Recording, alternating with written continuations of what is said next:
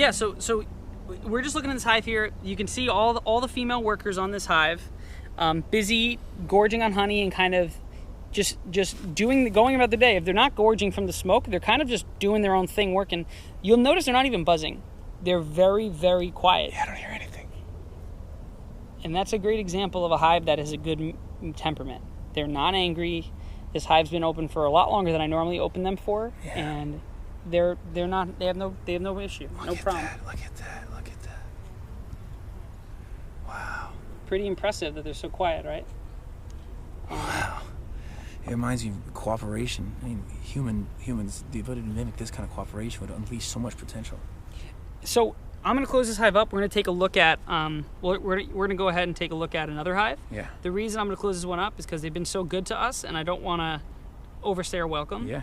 The way I take care of my bees, I'm always about less invasive practices. So if I can avoid getting them super stressed out by having the hive open for too long, I will. Yep. In fact, my beekeepers and I try to have no more than 15 minutes with a hive open. Okay. So if this hive has been open for probably at least 15 minutes now, I'm going to close it up and we'll go to another hive and I'll show you a queen in there. Yeah, as you're talking, I'm just seeing this flurry of activity over here.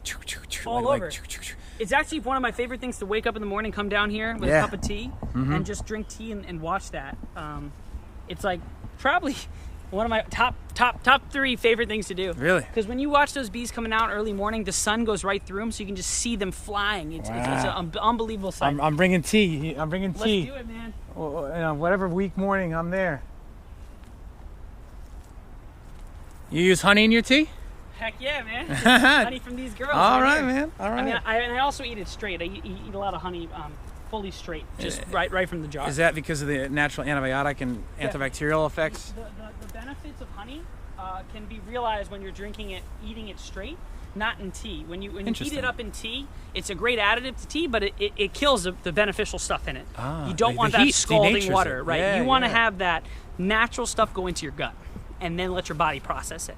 So if you really want to get the benefits from honey, you want to eat it raw, maybe 2 tablespoons or teaspoons. I do tablespoons a day. What about royal jelly? Royal jelly is good stuff. I've never eaten royal jelly, but I see it in the hive a lot. I got some at Whole Foods. I'm not sure if it's working. I don't know how they harvest royal jelly, nor do I know how they harvest pollen. Right. So I'd like to find out more about that. And the royal jelly would literally be the food that the queen eats or that she feeds her? It's a little bit of both. Royal jelly is used by bees to produce queens, but royal jelly is also used at early stages of bee reproduction to kind of float the larva in. So bees go through what's called complete metamorphosis, which we'll see in our next hive. Like a frog. You got it. So it goes from egg to larva, so egg to like larva, which is like a long white little grub, to pupa, which is what looks like a bee, but pure white, sitting in the comb, capped over with wax. Cocoon stage. To bee. So egg, larva, pupa, bee. And in the larva stage, the egg kind of turns into this larva, and the larva at an early stage is floating actually in royal jelly. It is the stuff that queens are made out of. But the royal jelly only is on that larva for a little bit of time. It's the fluid, like it's the good stuff. The placental fluid, so to speak. You got it, man. Yeah. And the bees decide how much they get. So if it's a worker bee, they only get a little bit just to kickstart their growth, and then they're on their own. Look at that. But with the queen, they feed them a lot of royal jelly. So, so let's take a look here. Let's come over here. We'll take a look at another small hive so you can see the queen. Now, when we're talking about the anatomy of the bee and insects, 3 pairs of 2 legs, 6 legs. A head. We have abdomen. Head, thorax, if I remember abdomen. correctly, it's 6 legs. Yes. And I believe 3 parts. 3 parts. It's the head, thorax, the chest, abdomen, and the stinger, the butt part. Right. Sorry guys, we're just coming over here real quick because I just got to get some wood chips for the smoker. Okay. So smoking, just so you guys know, is one of the foundations of good beekeeping. And obviously it's all relative to the beekeeper, like I said earlier. But as a beekeeper, I would never take care of my beehives without smoke. I actually used to be of the principle that you never use smoke with bees because it increases stress levels. But I actually found that to be the opposite. If you don't use smoke with your beehives, the stress level in the beehive will increase. And there's a couple reasons for that. By the way, so what I'm doing here, this green stuff goes on top of my smoker. And the reason for that is the smoke that comes out of this smoker is extremely hot. It's so hot that it can actually burn the wings off the bee. Oh, wow. So I add green material to cool the smoke. Think of it as spraying water on really hot right, fire. Right, because that is saturated in water. Yeah. So I want to cool the smoke so that my bees don't have any type of negative effects from smoking the hive. So I want to explain some things to you guys, though. So smoke is good for bees because it distracts them from the beekeeper. It masks my pheromone. It masks the pheromone of the queen, causes them to gorge on honey. In reaction, thinking it's a fire, which I know that sounds bad, but by them gorging, they're no longer focusing on me. They're less preoccupied with me, and that helps them to rebound from the beekeeping moment. So when I'm beekeeping, it can be very stressful for them if they're not smoked, because they're like, oh my God, this guy's here. He might be a bear. He might be trying to eat our honey. Right. And by smoking them, that stress level decreases because they are worried about fire, but they're not noticing me, which would be far more of a scarier thing for them.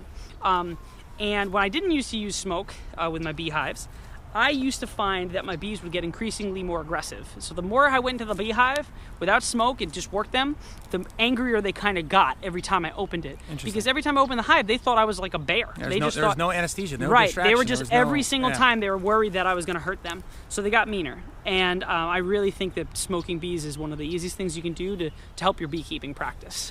And humans have been doing it for thousands of years. Thousands of years. And when you spoke about some Chinese, I know there's European, we have Italian, we have German honeybees, right? There's all sorts of different breeds, so to speak. Yeah, so basically today, all honeybees are a lot of them are a mix of European honeybee varieties. You have Russian bees, Italian bees, Carniolans, and now you have the Carniolans, which are like an Austrian, like dark black bee. Oh, cool. And then you also have mixed breed, which every hive I have now is mixed breed. My 5-year hive was a pure Italian hive, but at this point it's a mixed breed hive. And do you think that genetic diversity increases the health of the population? I think I think it can do a little bit of both. I think Carniolans are known to be very good going through winter. Okay. While Russians and Italians have their own little hang-ups too. Italians are known to be very docile and produce a lot of honey, but aren't so resistant to varroa mite or other pests. So it just depends on the colony, to be honest. There's also obviously, what do they call them? Africanized bees, or bees that are extremely aggressive, coming up from South America, which are said to be very, very good at resisting diseases and pests and produce a lot of honey, but are extremely mean. So, that's interesting. So we have the aggressiveness with the productivity. Which helps with the productivity. So, and I will say, some of my most aggressive hives produce a lot of honey, but some of my most calmest hives also produce a lot of honey. So it isn't all just because of the aggression. Wow. So let's come over here. We'll take a look at another hive. This is interesting. It reminds me of humans as well, different cultures, different ethnicities, You got it, man. Times in history, but this is amazing. Bees on school campuses, pollination, reversing, not stopping or slowing down, reversing colony collapse disorder, right? It just how can we do it? Colony collapse disorder is a product of the beekeeping system. It is a complicated problem. It's not one that is easily defined. So a couple of things to think about. In New Jersey, the largest beekeeper in New Jersey has 8,000 beehives. And his name is Grant Stiles. Grant Stiles. 8,000. You have 20. I have 20. He has 8,000 hives. And he's a small beekeeper compared to the other guys. Grant Stiles is a mentor to almost every beekeeper I know, including myself. Great. And yes, he's a large-scale conventional beekeeper. He does things that I don't do.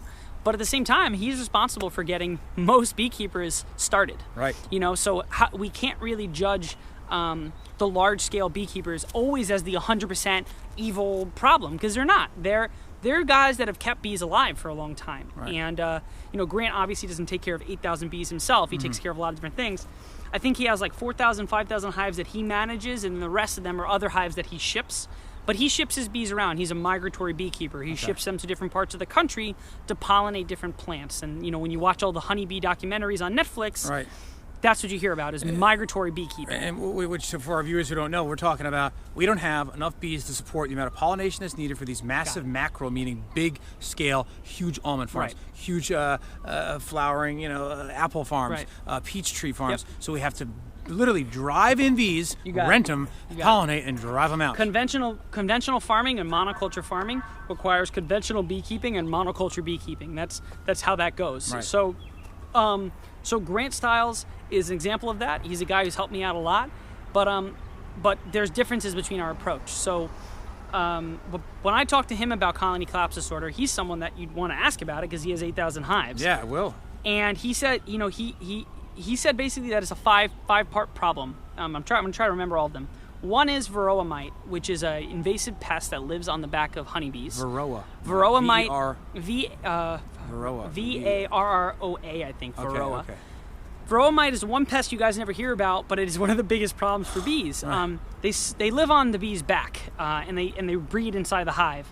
Varroa mite is a common pest for insects in a sense of like a lot of insects have mites. Mm-hmm. Even mites get mites, so mites are a common problem. Like ticks are to human, mites are to bees. Varroa mite, if it was on your back, would be the size of a frying pan. What? It's a very, very large, large tick-like That bug. is obscene. So it's on a human. You got it. So on a bee, it's very, bees. very, very large, and it weakens the entire health of the hive. And in fact, if you don't treat in some capacity for varroa mite, there's a good chance you'll lose your bees during the winter. Wow. So obviously, if you know anything about beekeeping, the traditional treatment patterns are synthetic pesticides, or some type of terrible pesticide. And I will say, when I started beekeeping, the only answer I had for varroa mite was pesticides, and I used them. I did. Do you remember what kind of chemicals? I'm just curious. Actually, you know what? Believe it or not, I do not remember. I know some of them had a very strong essential oil in them, which is not necessarily a bad thing, but it does uptake in the wax and in the honey, into the hive. The chemicals I used at the time were Apivar. That was the big thing. Okay. Other ones that people have used are like Apagard. It's another one. You guys can look them up. Yeah, because I'm always curious. Because I think all of us understand that sometimes the lesser of the two evils. Right. The bees alive. You have to kill the mites. And so I've transferred to a more natural approach, which is also common as well. It's called formic acid. So formic acid. Formic acid, and it's formic acid is commonly found in ant colonies as well as beehives. Formic acid is put into the hive in a high dosage. It vaporizes into the hive. That kills all the mites within a week, and then it comes out of the hive. The formic acid does not uptake in the honey. It doesn't uptake in the wax. It's just a vapor. The other thing I use is called oxalic acid, which is used in the fall. It's the same thing. You vaporize it into the hive, and then that burns off the mites and does not uptake. So those are the two natural approaches you can use. Everything else is in some way, shape, or form not good to consume. So with formic acid and oxalic, you can generally leave the honey on the hive, while with like Apivar, you have to take the honey off if you're going to give that to people. So it's so bad you can't sell the honey? No. Because that's going to go up into the honey and completely And to be honest, even if the honey that I'm selling is off the hive, the honey that the bees are eating is still in the hive. And the wax is still in the hive. So I've stepped away from using Apivar. I use formic acid, I use oxalic acid, and I've had a very good success rate. Last winter, I had 20 hives go through the winter. I only lost 4. Awesome. And which was amazing considering my past. Some years I've lost almost all my hives over the winter. Wow. So, anyway, so let's go back to colony collapse disorder. You have varroa mite, which is a big issue. Varroa mite. You have nutrition, which is a huge issue. Nutrition. You have stress levels. Stress levels. You have loss of habitat / climate change. Loss of habitat. And then you have diseases and viruses. Diseases and viruses. So they're all products of the same thing. When you transport bees around the country on the back of an 18-wheeler and ship them around the country, they get high stress levels. And high stress levels means that the bees have a weak immune system, weak health. They also have varroa mite. Varroa mite feeds on that weak health from stress, and that allows varroa mite to replenish and make the hive weaker. That leads to them having having a lot of diseases and viruses, things like this, because it's opportunistic. It allows those bad things to take hold in the hive. Just like autoimmune deficiency syndrome. Same thing with the way, HIV like and AIDS, similar to how we raise cattle today. They're all in a tight space. They have high stress levels. They're not treated right. They get all these diseases, and then we have to treat them with with antibiotics, things like this. So, and then the last thing is obviously is viruses. It's climate change and deforestation. I mean, changing climate, losing habitat, all adds into the health of bees declining. I mean, there are no feral bee populations anymore in North America. So anyways, there were feral bee populations. There were. So wild bees. The best way to think about it, in Europe is where bees originated. So feral bee colonies were feral, meaning like a feral cat. Not federal, feral. You got it, feral. So they're like free and wild, and they might be domesticated, but they're able to survive in the wild. In this world today, the only place there's feral honeybee colonies is in Australia. It's the only place that doesn't have varroa mite. Everywhere else every other continent has varroa mite. So all of these colonies can't duplicate. One of my hives may swarm and live in the nature for maybe let's say maybe a couple of years, but varroa mite will eventually take hold and wipe them out. Wow. So that's become a big issue. Wow. So colony collapse disorder, colony collapse disorder is a really complicated issue. Science is still out there trying to figure out what the problem is. A lot of people think it's neonicotinoid pesticides, which is a big... Neonicotinoid pesticides. Right, which is a big thing in the news. If you see, and on your Facebook feed, you'll see a lot about the neonicotinoid pesticides. Right. But the jury's still out. Really, it's the way we're beekeeping. And we need to think about our food system and our beekeeping system as one. And realize that the way we're taking care of bees really isn't going to look good for the long term, especially with the fact that we have an increasing population, increasing conventional food system, and we need to change it. And that's what we're trying to do little by little with beekeeping. Okay. Also, bees are really complicated, and we really don't have all the answers with bees. I know I don't. We're talking biodynamic. We're talking biodiversity. We're talking more species of plants, more variations of apples, and more of a chance for nature to do what it does best and allow for it to select the next version of the plant, of the animal, to do its thing, as opposed to, I think that humans, the first step that was so fascinating yet wonderful, where we went from living in the ecosystem to then being stewards and manipulators of it, was when we stopped living as hunter-gatherers, when we started agriculture. When we started saying, I'm not moving, I'm planting. And then you started to try to craft, and Gregory Mendel came and all the genetic engineering. So I always think about that, I'm with you. You have to understand the past in order to how to, prepare for the future. Yep, I'm with you on that. Yeah. So let's take a quick look into this hive. Hopefully we'll find a queen. Yeah. I can show you guys what a queen looks like. Wonderful. So again, let me just add a little smoke in here. So this is another one of my smaller hives, which is why I'm opening it, because it's a lot quicker to find the queen and to find different things to show you than in a hive of that's on a larger scale. Right. Obviously, we could look at any other hives and find a queen, but it might take us a lot longer because there's a lot more bees to look through. 1, 2, 3 supers, 2 deeps. Look at that. So, and this divider, this layer is called what, Eric? That's called the inner cover. The inner cover is really the roof of the hive. You'll notice here... Is there another term for that? Inner cover? The thing that divides where they breed and make to where the honey's above? You got it. The queen excluder. Queen excluder. We don't use queen excluders. Okay. They're negative for the hive. Ah, okay. You want to be positive for the hive. You got it. I'm not a queen excluder type of guy. I don't support queen excluders. Yeah. I'm pro-female too. I'm actually gonna... You know what? We're gonna go to a different hive. I forgot we had a feeder on top of